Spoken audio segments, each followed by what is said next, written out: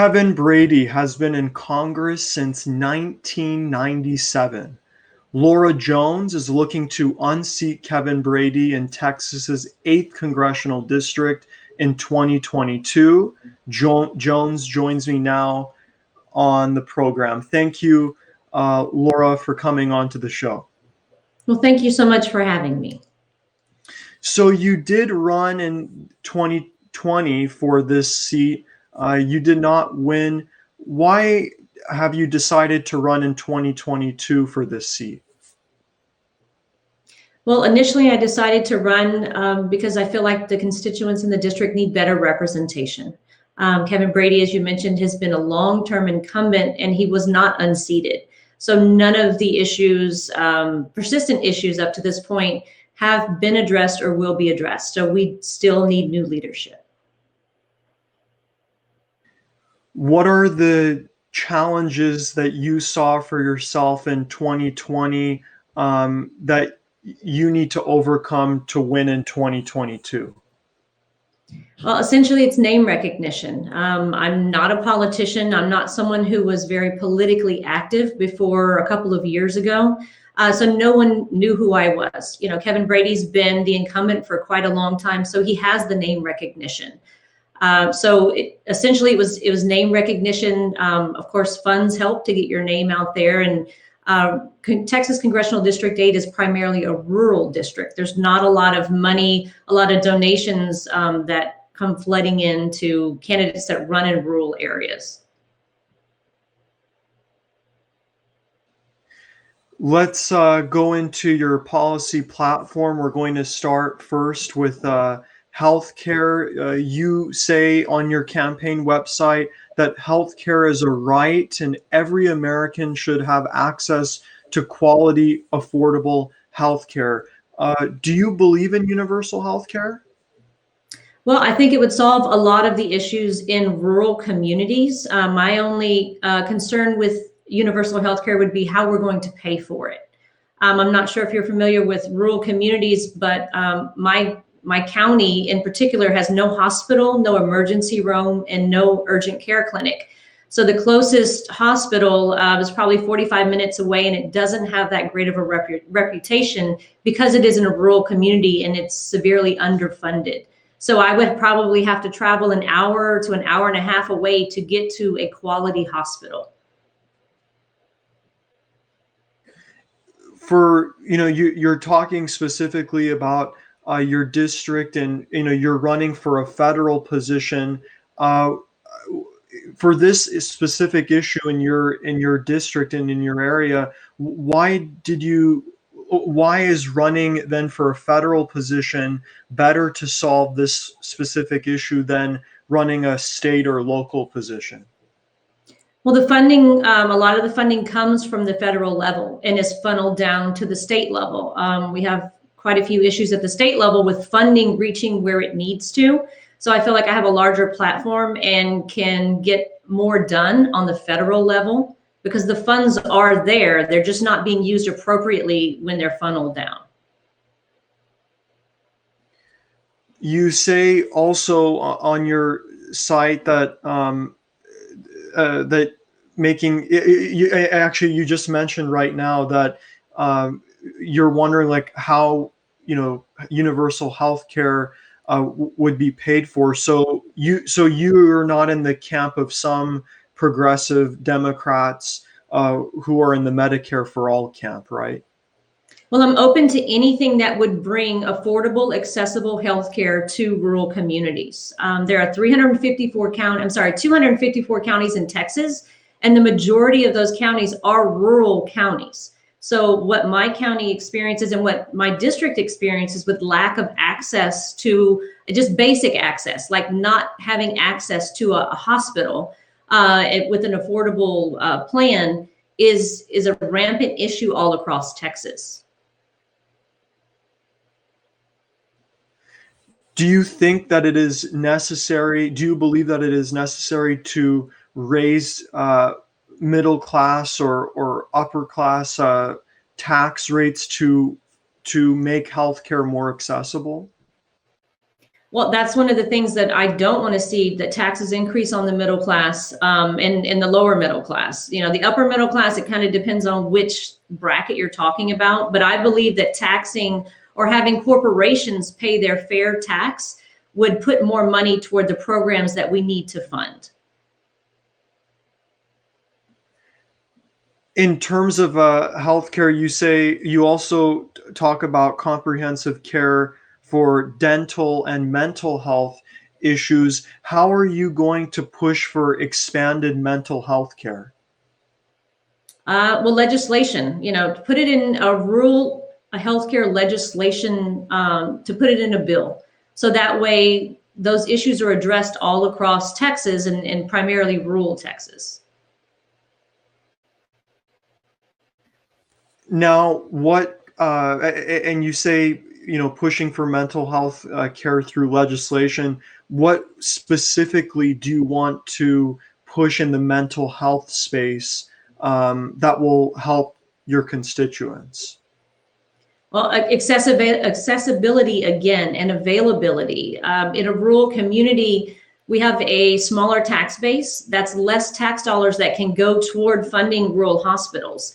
So the way that it works in rural communities, there may be 2 or 3 counties that have access to a mental health facility. So people would have to travel, you know, many, many, many miles and get on a wait list to be able to receive any type of mental health of any kind.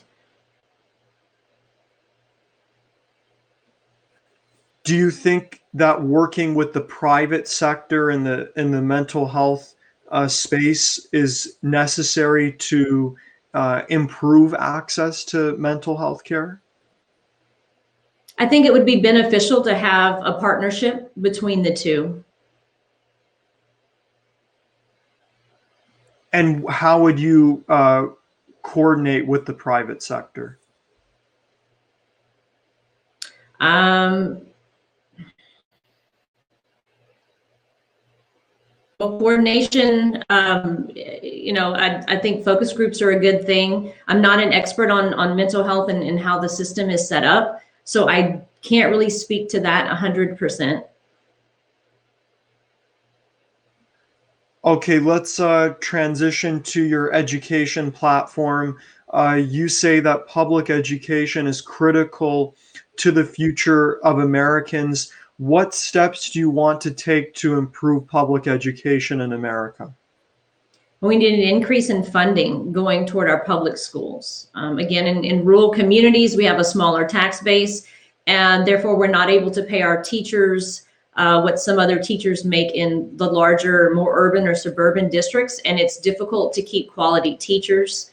Our teachers and administrators, and you know, even the core staff need a higher wage.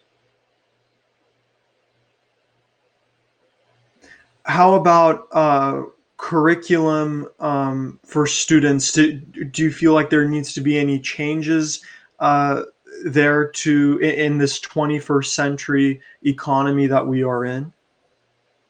Definitely, yes. In Texas, our education system is in need of an update, along with many other things here in Texas. I feel like we're behind. What's taught to the students may or may not benefit them in their daily life. A lot of students graduate, especially in our rural communities, and they're not ready to enter college. They're not ready to enter daily life. So it'd be good if we had more life skills, even a program where students could begin to earn college credit hours while attending high school. In my community, there's been a career center that's been opened that has a focus on healthcare, criminal justice, and culinary arts. I think this is a good start, but I'd like to, and they're trying to partner with a local community college. And I would like to see this go further to where students can actually earn a certificate, a culinary arts certificate, or maybe a welding certificate. So when they graduate from high school, they can immediately enter the workforce and begin to earn a wage. We have one comment here, someone agreeing with you. I'm going to place this on the screen. Hold on, I'm going to show. We have one commenter. His name is Jay. He says, pay teachers more across the board. I agree, as you see on the screen. So we have one commenter there. Thank you, everyone, for commenting. You say that you would want to promote a plan that high school students can gain college credit while they're in high school. Will that in any way hurt the high school attendance in any way? If you have kids going off and getting college credits, will that hurt the kids high school performance in any way?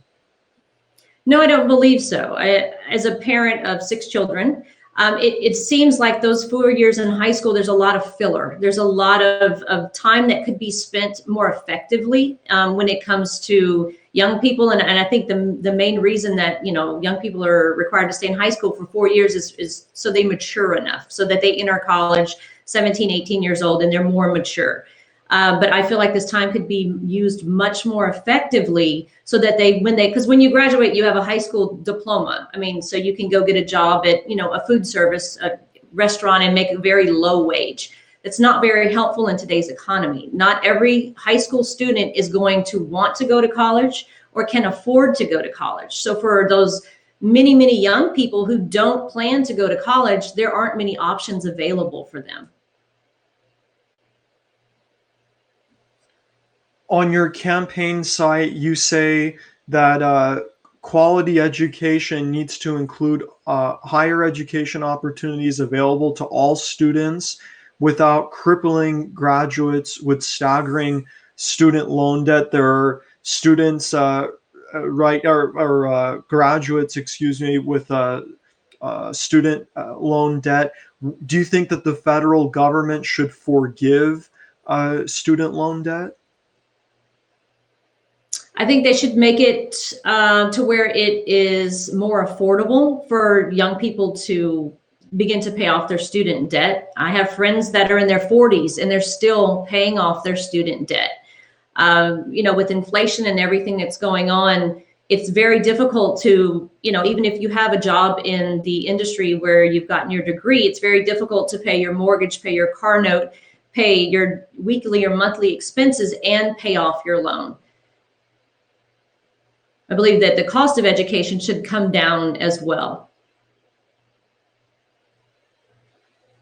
So you believe that you don't believe that necessarily student loan debt should be completely forgiven by the federal government?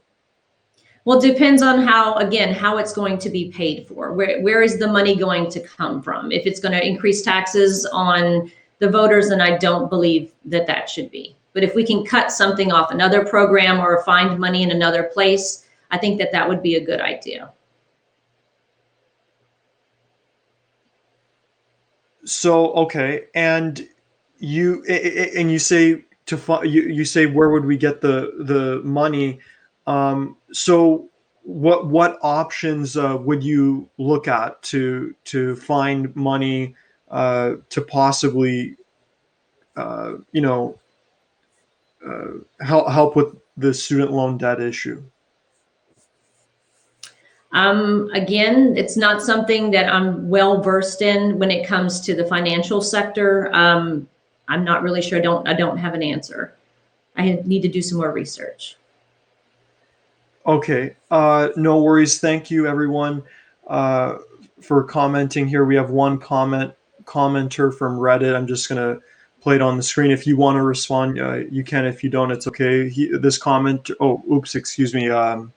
Kind of a bad name. Abolish student loan debt and make all education free. Thank you, Pablo, for saying hello. That same person said, cut military and police spending. Okay, so yeah, those are just some comments here. Okay, let's transition now to your economic platform. You say that the incumbent talks about quote, supercharged economic growth, expanded job creation, and rising wages for hardworking American families. But you say that the citizens of the district are not realizing these improvements in the economy in their own pocketbooks or savings accounts. What do you mean by that?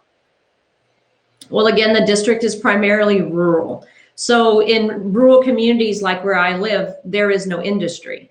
The majority of the people that work here and have jobs, either they work for the school district, and the two school districts is about 800 people, or they drive to the next county over to work for the for-profit prison system so that they can earn a living wage and acquire retirement benefits. So there is no industry in the town or in the county where I live. And this is something that happens all over rural communities all over Texas. So we need industry to be brought to Texas. And Texas is heavily dependent on the oil and gas industry. So it would be great to see some other industries come in to provide jobs and living wages for the people all over Texas. You also say here that you say as a business owner, in terms of business issues, you say that you're against the Tax Cuts and Jobs Act. You say that our tax laws need to be simplified, fair, and equitable. How are you going to simplify tax laws? Well, I'm not an accountant, but as a business owner, I know how it affects my life. So, I mean, I have to use an accountant in order to do my taxes. The tax laws they change often and they're very complicated. And I wouldn't be able to do my own taxes. I mean, it's not something that I would do because I would make a lot of mistakes. How we simplify it, again, it would be great to have a focus group. It would be great to have feedback from, both parties or three parties and sit down and talk about how to change things going forward to where our tax system is simplified and people are not wondering, about how they're going to get their taxes done. We have one commenter who says this. I'm going to play it on the screen here, saying that this commenter says, "I appreciate your candor in admitting you don't know everything and that you will research what you're not familiar with." Refreshing. Thank you for the comment. So in terms of economic issues, you also say that in tying to infrastructure, you say that all rural areas should have access to adequate, affordable broadband service and the infrastructure to support economic growth. Besides broadband service, what other things need to be done with your district's infrastructure to support economic growth? Well, broadband is the linchpin for all of this. Without adequate broadband, high-speed internet, we are not able to attract companies and corporations to come and open businesses. Our school system is somewhat behind with the pandemic that's been going on. School districts they switched to online learning. My community, my county was not able to effectively make this happen because so many of the residents don't have internet in their homes. So students were having to have their parents drive them to the parking lot of the schools in order to access internet to do their homework. This is just not an effective way to move forward. So if we're not able to attract job creators and corporations to our communities, even within the healthcare system, telemedicine was also something that was introduced with COVID.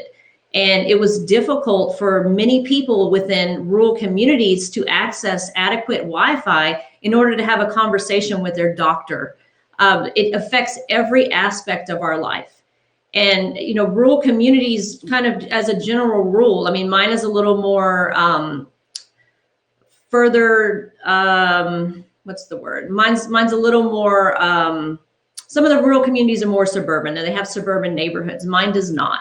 So in my community, it's almost like being 40 or 50 years behind the urban communities, and not having access to high-speed internet, it keeps us there. You say the importance of internet access, broadband access. do you feel that the federal government needs to then intervene in the market in a way to lower broadband costs? Either to lower cost or to put more money toward making it happen. There are grants that are offered within rural communities, but it's maybe a third of the cost of bringing high-speed internet to rural communities. And this just doesn't happen in Texas. This happens in rural communities all across the United States. So you would then, in terms of possibly looking at the option of trying to regulate, these companies who provide broadband access, would that be a last option for you? To regulate the companies? To not, to regulate the market in such a way so that prices can be at an affordable cost. Most definitely, yes, yes. So what I'm asking is, you would look at it as a last option, not a first option. To regulate the pricing through those companies? Yes. Well, I mean, once the broadband was out here, if people couldn't afford it, it wouldn't do them any good. So it would need to be very affordable and accessible to it. Broadband is like a public service. It's like a public utility. It should be considered the same as water or electricity at this point in 2021. It needs to be something that is affordable to everyone.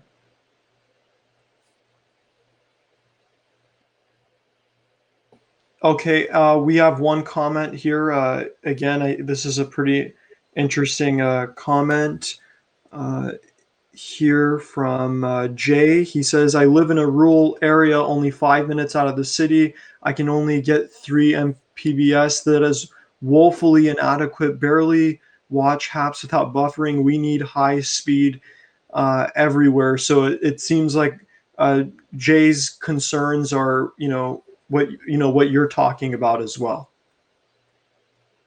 Yes, and to go back to the original question about bringing jobs out to the communities, we also need improved infrastructure. I would love to see some infrastructure bills being presented, bringing money into our communities so that we can improve the infrastructure.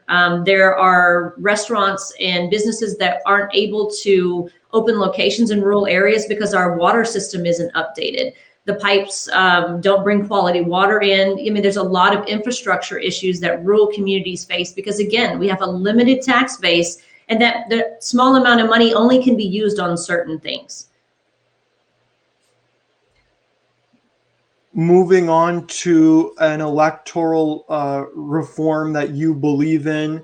You believe more than just, like the healthcare, economic issues, education. You also believe that the electoral system needs to be reformed in a certain way, and you promote term limits. You believe that term limits would solve a lot of issues within Congress today. Why do you believe term limits are important? Well, running for office, I see this as applying for a job. From what I see, having almost a 24-year incumbent representing my congressional district, there's not a lot of listening going on. I believe that representatives are elected to represent the people and they work for the people. But anyone being in a position for 12 years is going to be less likely to listen. I believe that the longer someone is in office, the greater the possibility that they become corrupt. And the more checks that an elected official takes from corporations or industries, the less freedom they have to truly represent the people. For Congress, I would suggest no longer than 5 terms. 10 years is enough time to get things done and to find a replacement, to have the next person with fresh ideas come in and represent. Texas is rapidly changing, but unfortunately our elected leadership does not reflect what you see when you go out into different communities. So with term limits, it would be a way for other people with fresh ideas, younger people, people from different backgrounds and walks of life, to actually have a shot at getting elected into a position to represent the people in their own community.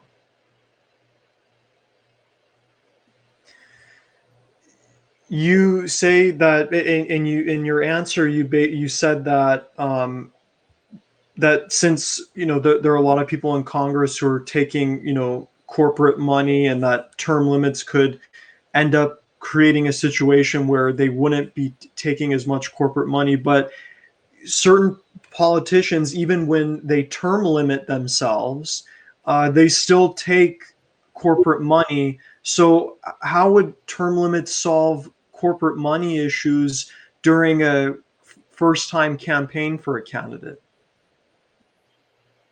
I'm sorry, you broke up for a second.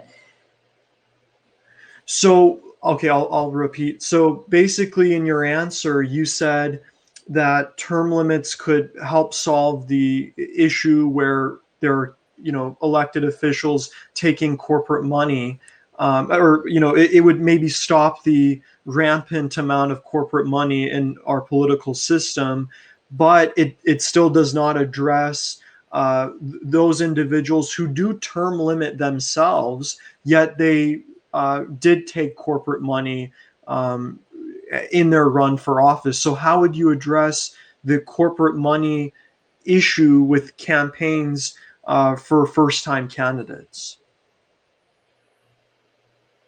Well, I mean, we need to look at Citizens United. That is something that, is kind of more of a broader thing. But one of the reasons I'm running is because we need proper representation. I believe more regular, everyday people should feel empowered to run for local, state, and federal offices. And I'm running for the right reasons. And I would hope that other people around me would like to see improvements in their community as well. And it not be their intentions running wouldn't be to get rich or to get famous or whatever it may be, but their intentions would be to improve the communities and communities like theirs that they live in. So, I mean, other than, going around and spreading a new perspective on running for office and what this actually should mean to the voters, I don't know how I personally could fix, or stop anyone from taking corporate money. Last topic before we end the program, your strategy in this race. I mean, it's January 2021 right now. You got a long time till 2022. Do you feel that starting this early could have negative effects, in any way? Because there are voters who may have voter fatigue from the 2020 election, and they don't want to hear, more election talk.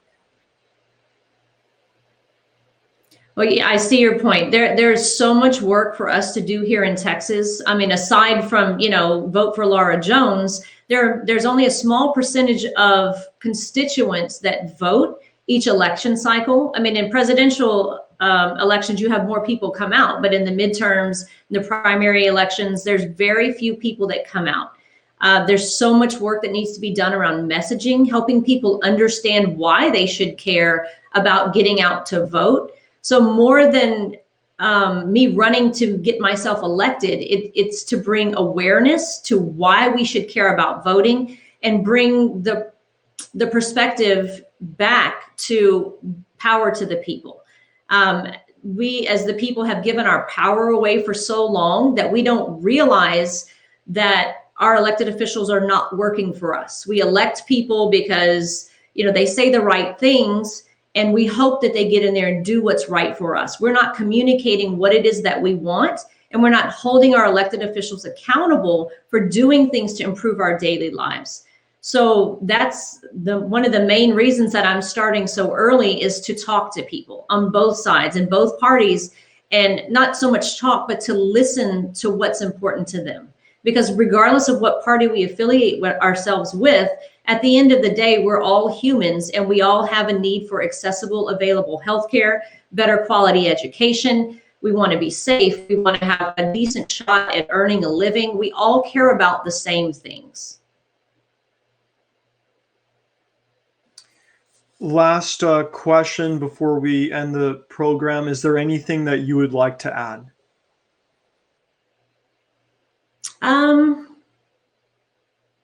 I think now more than ever, it's important that we get involved and know what's going on in our local communities. You know, with the media and I guess just in general, we have a tendency to look toward national politics, what's going on nationally, but we don't really, a lot of us don't know what's going on with our own local school district. And whether you have children in school or not, your tax dollars are going toward your local school district. So my message, I guess, would be for people to maybe reconsider how important local politics is, how important those local school board elections are, and those elections for candidates to be put on city council. Those people are making decisions or a part of making decisions that affect your daily life.